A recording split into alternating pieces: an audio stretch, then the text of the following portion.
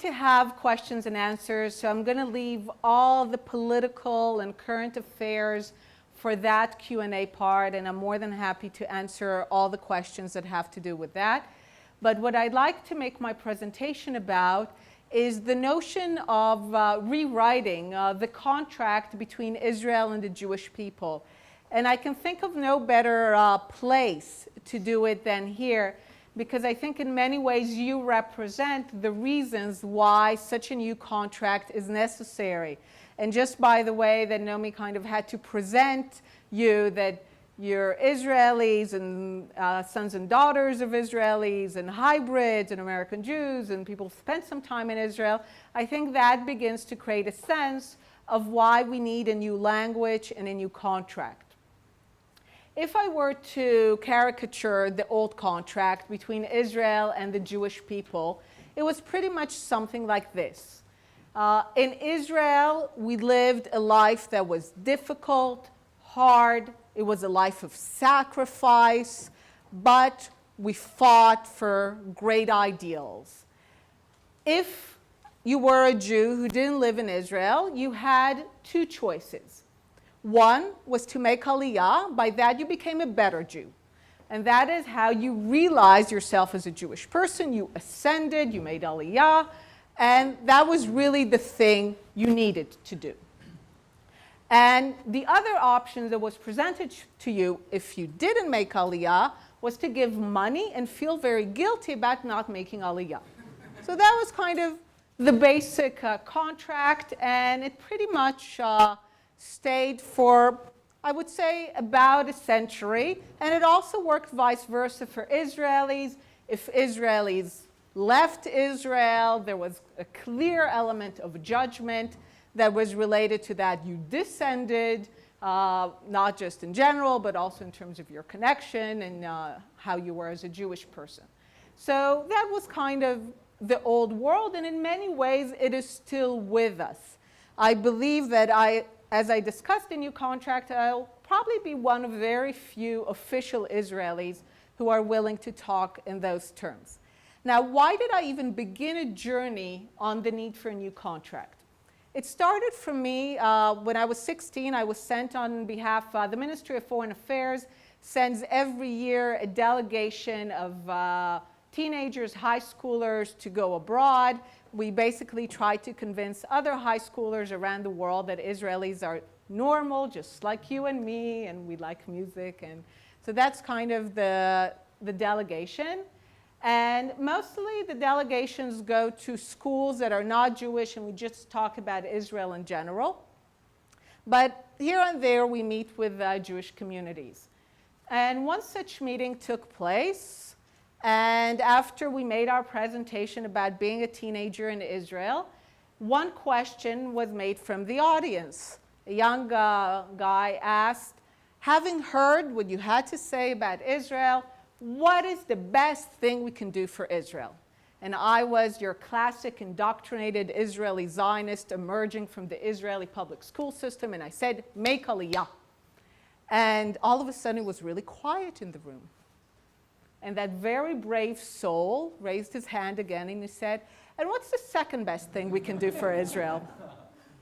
And I remember taking that question, and it got me thinking.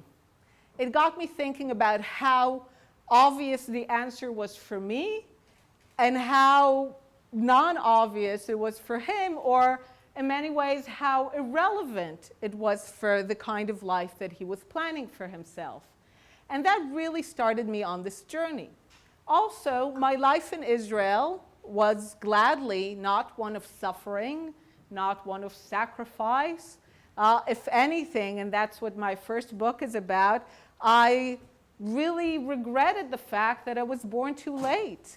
The feeling that all the heroic wars, drying the swamps, establishing the state, all of these great things were not for my generation. And for us, it was just boredom all the way throughout.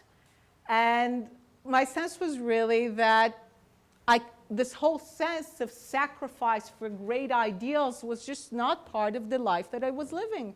It was a nice life, it was a pleasant life, certainly not one where I felt that I was somehow missing out or sacrificing by growing up and living in Israel.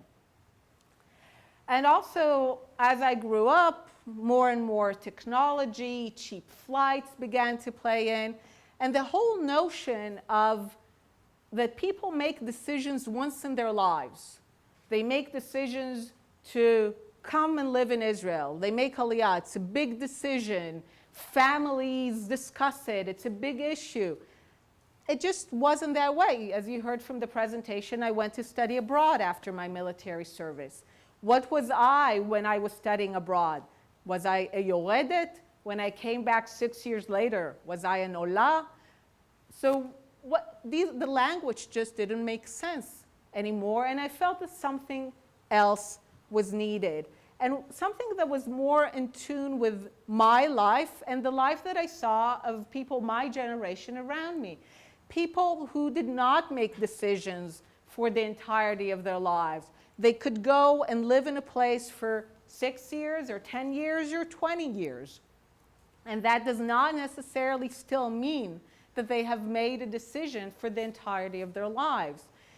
With cheap flights, more and more we began to see very odd forms of commuting. I'm sure you know today we have people who live in France and commute to Tel Aviv and vice versa. And people who even have relationships across those continents. And it just became clear that we needed a different language and that we needed something that was appropriate for a new generation. So what is this new contract that I propose? And I will say that it's not just me talking here. I mean, it's been something that I've been thinking about and discussing for a while, but I have a remarkable opportunity coming this November. This November, as the Knesset comes back into session, I will be chairing for a few months the Aliyah, Klita, the Immigration Absorption, and Diaspora Committee.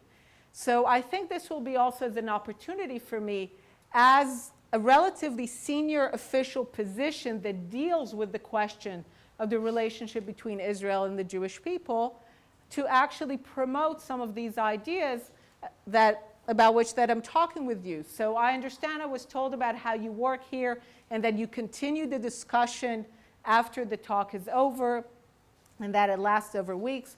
So please know that this is relevant in a very immediate way. So any ideas that you have following what I present will be much appreciated, and I'll be happy to incorporate them into the discussions within the Aliyah, Klita, and Diaspora Committee. So what should this contract be about?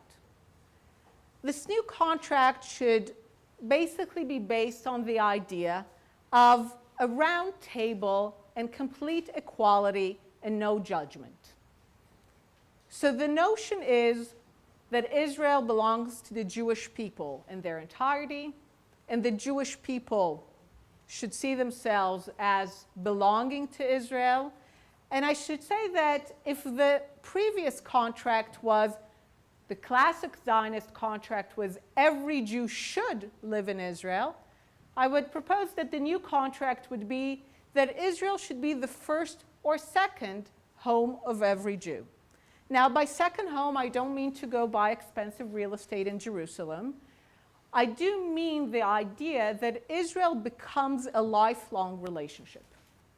So Israel becomes a country with which you have a lifelong, meaningful relationship. And that could mean a lot of things. It could certainly mean, and it should certainly mean, that you spend time there. And that it could be short, or it could be long, or it could be certain periods of your life. But it's a place that you go to and you spend time in. That you should know as much as possible about Israel and educate yourself about Israeli politics and society and its people. And that you should get to know Israelis. And if possible, professionally tie yourself to something in Israel. If you're a doctor, find a way to associate yourself with a hospital and perhaps serve there once every while when you come to Israel. If you're a teacher, come and teach once in a while. find ways in which to really build this lifelong relationship and make it meaningful, make it truly a second home. Even the question of Hebrew, I must say that I've changed my mind on that. I used to think that one should not really care much about Hebrew for the Jewish people. English should do just fine. But then I thought, if you know the language, I know that when I travel abroad, my enjoyment of a place is far greater when I actually know the language or learn the language ahead of time. I'm a big Francophile. I like France very much. And about a couple years ago, I decided to really try to finally improve my French. It was kind of at that level. And I found this French school. It was on the banks of the Riviera. It was for a month. It was every day an intensive program from 9 to 5. And it was an excellent program, and my French did improve substantially. And I remember as I was staying there and looking at the beautiful view of the ocean, thinking there is absolutely no reason why we shouldn't do something similar in Israel. The era by which Jews came to Israel in large jumbo planes in the middle of the night, whisked away from areas of danger, that era is truly over. 95, 96, 97% of today's Jews live in the world's most developed countries, all in open democratic societies. So the era of, except for really small communities, the era of persecuted Jews, of saving Jews from persecution is truly over, God willing. So we really need to think, and also that era was associated with people coming off the planes and being put in those Aliyah absorption centers and then going to 6 months to an Ulpan to study Hebrew, and then the process was of their integration into Israeli society. That doesn't make sense any longer. Most people who immigrate today to Israel or come for a few years, they don't have the time to spend 6 months now to study Hebrew. They would like the French program, a 2 to 4 week program on the lakes of the Kinneret, in Tel Aviv, in Eilat, combined with scuba diving. This is something that could be wonderful and interesting and allow people to truly have a better relationship with the country. If you know the language better, you can go to theater. There's great theater. You're more aware of what's being written in the papers, what people are talking about. You can really make it a relationship, and Hebrew is important. Now, I think this is also very important for the Israelis who no longer live in Israel or who don't live in Israel right now. A few years ago, I attended a conference that had to do with the question of diasporas, and I learned there that India has decided to no longer speak of a brain drain, but to speak of brain parking. And I decided that I like this term very much, and I will adopt it. This notion that it's not a one-way direction, that if people leave Israel, then we should probably assume that they're gone and we've lost them and it's a brain drain in one direction. But the notion that those brains are somehow being parked abroad and could still contribute tremendously to the development of Israeli society, whether it is by someone coming back after 20 years and having a very illustrious career and great education from here, or whether it's someone just who decides to make Israel still part of their lives and to contribute, whether it's a scientist as part of a scientific project with Israeli universities and Israeli scientists. So just our thinking should no longer be just as this one time, either the brains are drained or we bring them back, but we can think of a lot of things that work in the middle. So I think ultimately, if I try to look at the shape of this, about half of today's Jews live in Israel, and it is successful in it that it is by far the only growing Jewish community in the world today. But the fact that half of the Jews live in Israel, I think that's about right. I'm not sure the number needs to be much, much larger. But I sometimes think that it needn't be the same half all the time. So we should have basically people circulating in and out of the country. And I think that would be healthy for everyone. I think we would benefit tremendously by learning how to incorporate and integrate Jews and former Israelis who would like to come and to contribute to Israel, and to have Israelis go abroad and soak a lot of what abroad has to give. I can certainly say that for myself, having spent a few years abroad, having studied abroad, has helped me a lot and has given me a lot.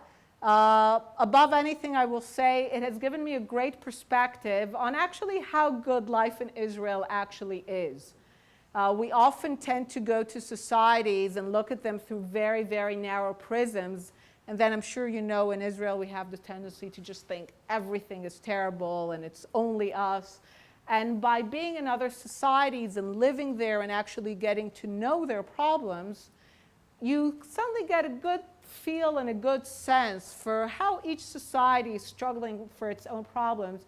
And I could say that it has given me tremendous calm and peace in terms of living in Israel and appreciating, certainly for myself, how wonderful a place it is to live in and to really have a true comparative perspective of what's good and what's bad. But beyond that, just being open, I can say that on the Jewish issue, when you grow up in Israel, your perception of Judaism is literally one of black and white. I remember when I was at Harvard, it was the first time that I met an Orthodox Jew who was going to college and was planning on having a career in medicine, actually working. So I thought this was remarkable, and suddenly being exposed to different strains of Judaism, to reform and conservative, and the various ability of Jews to innovate within Judaism has also truly opened up for me the possibilities. It has brought home to me the fact that Judaism is not just about tradition, but very much about innovating within that tradition. And that is something that I've taken back to Israel with me and gives me a lot of confidence when I propose things in Israel, and not to assume that there's just only one good and right way of being Jewish. So I think we would all benefit from all that circulation of going in and out of Israel on the whole. You will see also that even though the committee I'm going to chair uses the word diaspora, I avoid using the word. I think it's it's easy, and I replace it by the Jewish people, and that's a little difficult sometimes, but the notion of taking out all the elements of judgment is also part of the language. Also, when you talk about having Israel diaspora meetings, there's a sense by which there's a chasm, and we dialogue across the chasm. And that's not something I'm interested in anymore. I think today you have many more combinations, many more shades. People are not just one or the other. Their lives are far more complex, and they tend to integrate many of their identities and elements. So these are kind of the basics of what I would like to see such a contract based on. I think there's much more we need to do in Israel in order to make it possible, not least of which to have more and more official Israelis speaking in that language. I often find that I meet people who are officials in government or in the Jewish agency, and I bring these ideas to them, and they feel that these ideas are very, very relevant, and yet the organization, the structure, the history is so much more powerful than that they always find themselves reverting to the old language and to the old contract and to the old judgments. And it is difficult to emerge from that. But I do think we're today at a point economically, technologically, in terms of both the development of Israel and the Jewish people, that I think really the time has come for a new contract. I do look forward to playing a role in shaping that contract, and would look forward very much to hearing from you your ideas on what such a contract would look like. So thank you very much. This is just as an opening, and we'll do Q&A.